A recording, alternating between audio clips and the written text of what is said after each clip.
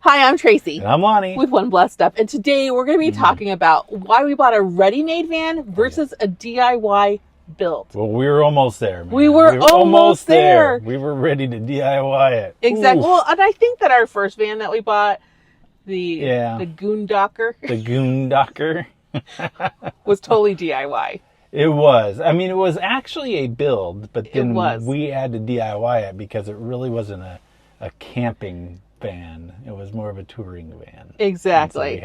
So we DIY'd the camper part, right? Which was pretty cool. Yes. But this time we decided that we would buy a ready-made van, and these are the reasons why. Yes. So number one is new. We were after the aforementioned van, which was not new. It was like 2012. Yeah, so it was 12 years old. It had 280,000 miles on it when we bought it. Yeah. It was a diesel. We thought we could get 500,000 miles at least. Everyone was saying diesel. Yeah, you could get 1,000,000 miles on a diesel. Diesel go forever. Not this one. Nope, not this one. So after that whole experience, we were just ready for something brand new with a warranty, and that the miles we saw on it were all ours. We didn't want to inherit someone else's problem. Nope. So it was just time. So we really just needed something new. Yes. Yeah. So we decided that we were going to get a new van. Yes. We weren't sure we were buying ready-made at the time. No. We knew we were buying a new van. Yeah. Everything new. So our first step was to go to the Dodge dealer. Oh yeah, that was interesting. And test out the van. Yep. So we went out and we looked at. We were looking at Sprint. Our last one was a Sprinter. Right. We decided we didn't want a Sprinter. No. We didn't want Mercedes anymore. The maintenance on Mercedes just seemed to be a little more excessive than the maintenance and problematic. Even the Mercedes people weren't really good at understanding their own stuff. No. Yeah. We had big problems with the Goondocker. Yeah. So we decided that we would go test out vans, and we knew that we were starting out with a new van.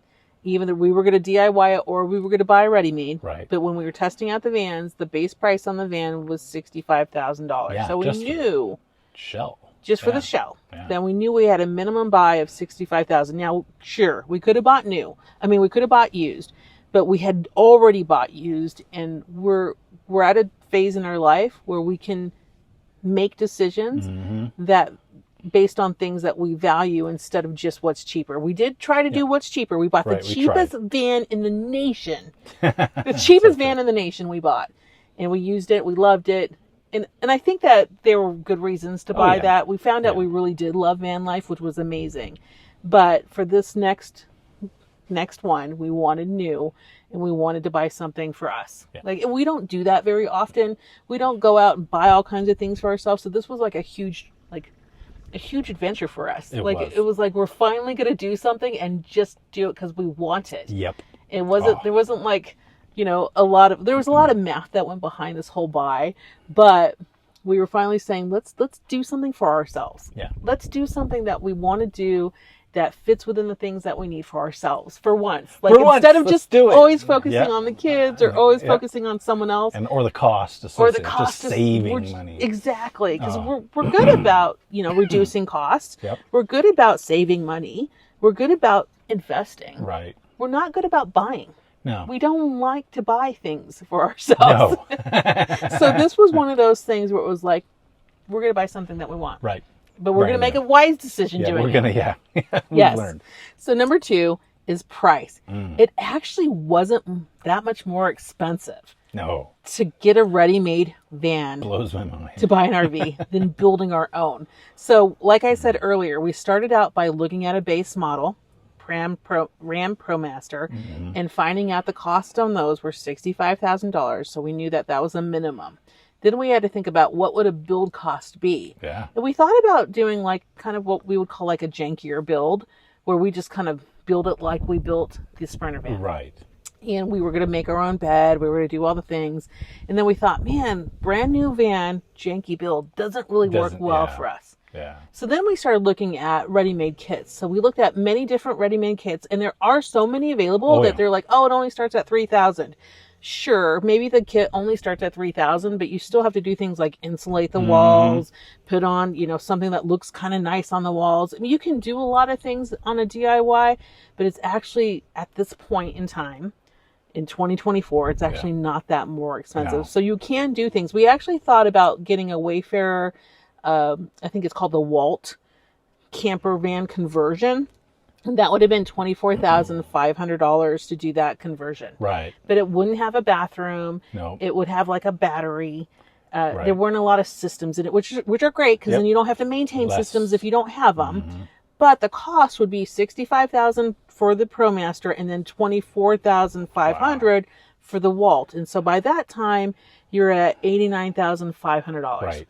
Oh. As of this recording, this van that we're in today is $89,500, I think, or $89,000.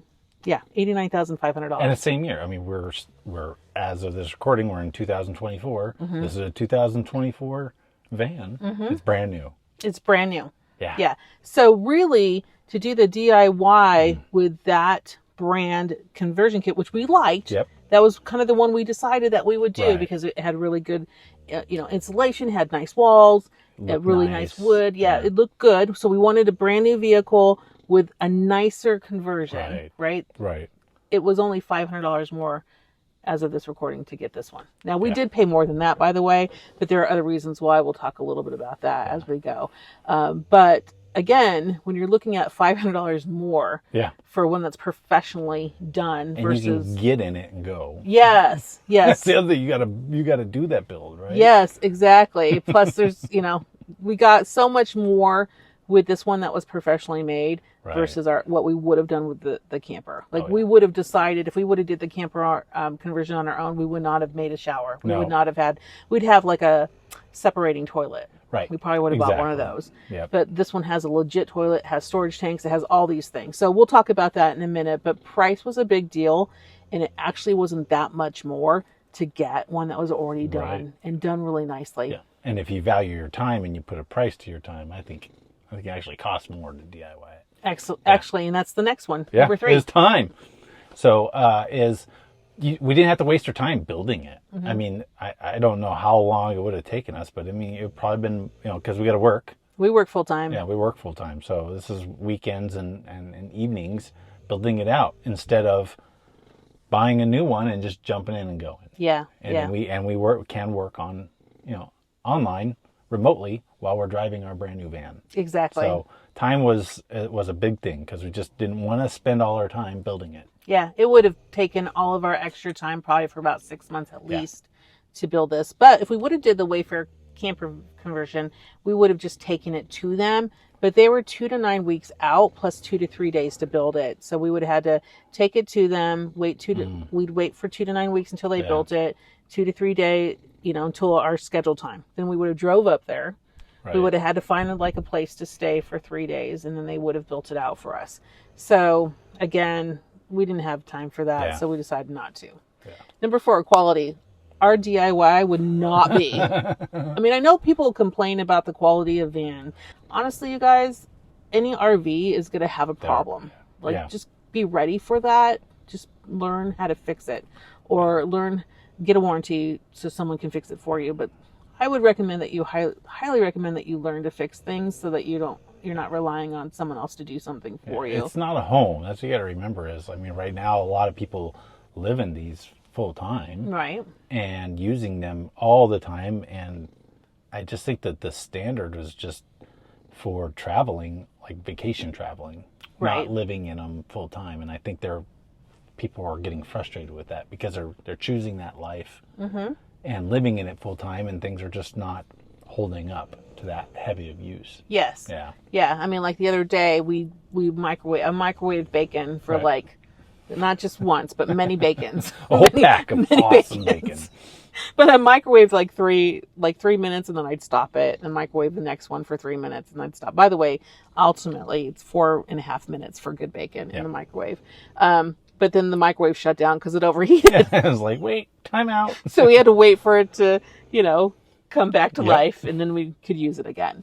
So, I mean, these are not built to live in. I mean, but I think we could live in this. I mean, I just Totally. think things would break over time. Right. And to the point though, looking at what would the DIY part look like, it wouldn't be as nice as this. No, Yeah, it would be. I mean, janky. we wouldn't have, wouldn't the window, it just right. Everything that just doesn't go into, what you would have to do is like you'd have to cut holes in the side for windows or whatever. Yeah, so we could not build out a as nice of a Couldn't van make as this is for the price that No. we paid for it. No. Now, if you were buying this during, the last few years, whatever happened in the last few years, we don't talk about that because we don't, I don't know, for some reason, these platforms don't like to talk about it. No. So we don't talk about it either.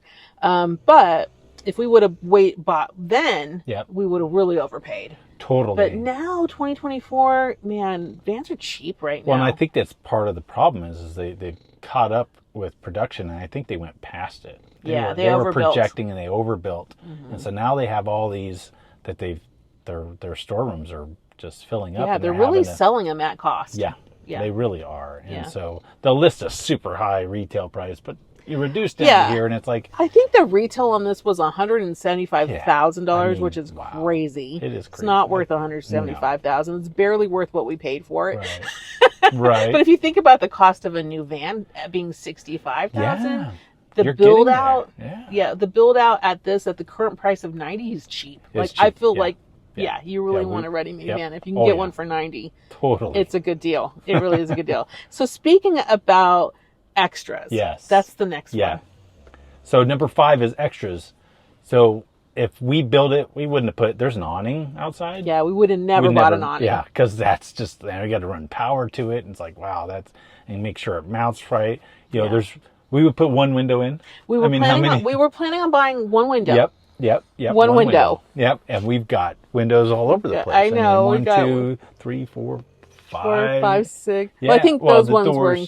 No, those ones were not included. Even the doors. Even the doors. Back doors. The back door windows, we would have had to have Dodge put those in. Right. You'd have to have someone put them in. And so, it's just, the fridge, the microwave, we probably wouldn't have had all that. No, we would have done like a cooler. Yep. Like we did with the Goondocker van. Yeah, we had a plug-in cooler. We wouldn't have a generator. I mean, this has a generator. Yeah, we would have done just the Zender Super Base that we currently do. Yeah, we would have done solar. Yep, would have had more solar probably. Right. But man, I mean, it's there's even the storage, the pizza oven up there. Yeah, we would not have done that. There's some overhead cab storage that we would not have done. We definitely would not have done the quality or the niceness of the finish on all the things here. Right. But we would have had split beds. The funniest thing, we would not have done split beds, No, right? We no. would have had a king size bed. There's just so many things we would not have done in our DIY that we got as extras. We got storage. We wouldn't have done storage tanks. No, we would have done. We would have brought water. We would have had a way to convey water, right? But not store it. No, not have the gray and the black tank, right? And all that. So that's just so much nicer. Yeah, we would have. We had in our other van ways to store water, but it would have not been like this. No. So no, it wouldn't. We wouldn't have had like the water miser system. We wouldn't even have a bathroom. No. Like we would propane. We wouldn't have propane at all. We wouldn't have water heater. Yeah. Probably wouldn't even had a heater. No. Like we would have really basic with ours. So all the extras we got for just a little bit more was AC. Maybe not. I don't think we would have did an AC. Because that's another hole. Yeah. Oh. Yeah, and actually we don't really use that one that much. No. Yeah. Not how we travel. We try to travel for weather. For weather. Yeah. So number 6 is redundancy. We just would have went like we said, we would have went solar electric. We here with this build, we actually have solar. We have a generator. Yep. We have propane. Yep. We have batteries. Yep. And we bring an extra battery. Yeah. So we bring a super base, which is amazing because it will run Starlink for the rest of your life. And whenever we need to charge that, we just turn the generator on and charge it. Or we plug in somewhere and charge it. Right. So we have so much redundancy here. If our generator's not working, the stove will work. Right. If the stove's not working, something else is going to work. We have a lot of redundancy. Yeah. Different ways to cook. Right. Which is always very important. Right. So number 7 is trade-in. When we purchased this, we traded in a truck that we had, and they gave us market on it. Yes, they And that gave was us market really- value on it, It which was really great. nice. So Yeah. it was pretty new. It was again, it was less than 20 a year old. It was less than a year old, and kind of in the same minds after Goondocker. We were like totally done with anything used. Yeah, we were done with anything used after Yeah. putting in so much money into that van. Yeah. So we had a new truck, Yep. and we were pulling a trailer with that truck. Right. Right. So the trade-in was big for us because then we didn't have to worry about that truck, and it took the price of this down. Yeah, and when you trade it in, you already paid sales tax on the other thing. Right. Right, so you don't have to pay the extra sales tax on I know. this. Jeez, So the trade-in taxes. is Yep. Oh yeah. is really good. So they gave us a really good. Yeah. Actually, I'm confident they lost some money on that trade-in. They even wanted to get additional money because it wasn't as good as they thought it would be, and we said no, we're going to walk away from the van. And they said no, we'll sell you the van. Yeah. So they lost Of course money they on did. the trade-in. They probably, I would say, made a little money on this van. Yeah. So And that all leads to, again, like the overproduction we talked about earlier. Yes. I think they have so many. yeah, but even the Ram that we traded in was overproduced, and It so was they too. were dropping prices on the Oh my Ram. gosh. Oh yeah. So Yeah. we know they didn't make money on the trade-in, Nope. but they do. But I guarantee you, they made some money on the van. Yep. And at least got it off their lot where Yep. they weren't paying for it. Yeah. Like when dealers have things on their lots, they still have to pay for it. Like Yep. it's money out to them, but then they have to insure it. They have all these things. They have to worry about damage to it. There's all these things. So it worked out for everyone, this Yeah. trade-in. For sure. So number 8, it's an RV. So it insures like an RV, which is Right. cheaper than insuring a van. Right. Yeah. And it'd be very hard to get anyone to insure a DIY van. Yeah. Because all that you would really insure it for is The van. as a van. Yeah. Right. Yeah. Yeah. And so all the stuff inside is not covered. Well, you got to have a special policy for it, or you got to be very honest Yep. with your insurer, because if you get in an accident and you're insuring as a van and you lose all of your RV stuff, conversion stuff on the inside, and you didn't insure it like an RV, you're going to have problems getting an insurer to pay out. Yeah. They're only going to pay out on the van. Yep. So this way it's insured as an RV. And so like if this thing gets in an accident, then we can replace it with a similar item. Exactly. So, and then number 9 is resale. So, is a conversion van's just going to be harder, just for that reason. Just it's harder to insure. It's probably harder to get like lending on. Like if someone had to get a loan on it, and it'd be really hard. They would just get the loan on the van value. They Right. probably it'd be difficult for financing to get the whole thing. Yeah. Right. Yeah. But also you want to be careful because people, like when you're buying a resale conversion van, you don't know like who built that. Right. What was the quality of the build? So true. Right. So people are going to question that. And I had seen when we were shopping conversion vans that were kind of like iffy, they were almost the same price as the van. Yeah. So you put all this money into a conversion and you don't get it out. Right. Whereas, I don't expect we're going to get everything out of this van, but we will get more than just the base price of the Right. van. So we'll get the van plus whatever the RV components would Yeah. be worth at the time when we decide to resell it. Yeah, and you get a manufacturer. They're building this with stuff with weight in mind and Yes. and all that. And I don't think DIYers always think about like how much weight are they putting on there. They're going to build it Right. out of plywood because that's the easiest thing to use. And So you add all that so weight you to add it. all that extra weight to Yeah. it, and you're just stressing out the chassis itself. So Yeah. I just think yeah. from a resale perspective, people prefer to buy from professional builds. Yeah. As opposed to just a conversion build that we don't even know who did that conversion. And then lastly, now while we didn't need this, Nope. it could be important to you, so we did decide to include it, is financing. Yeah. So we didn't have to finance this. We did trade in. Yep. And then obviously we sold a house. So we Yep. had some money, we paid cash. But if you did want to buy a van, it would be very, very difficult. You could finance the van new. Right. The chassis. Right, or yeah, the van used. Yep. You could finance that, but the build usually is cash out of pocket. Mm-hmm. So by buying this brand new from a dealer, we could finance all of it if we wanted to. Right. That's So. a That's a big benefit. It is a big Yeah. benefit. Oh. So we hope that these 10 reasons of why we decided to buy a ready-made van instead of a DIY build is helpful to you and helps save you many, many hours of your life and Oh, yeah. a lot of money. And if you like these type of videos, don't forget to give us a thumbs up and subscribe. Have a wonderful day. Bye. Bye.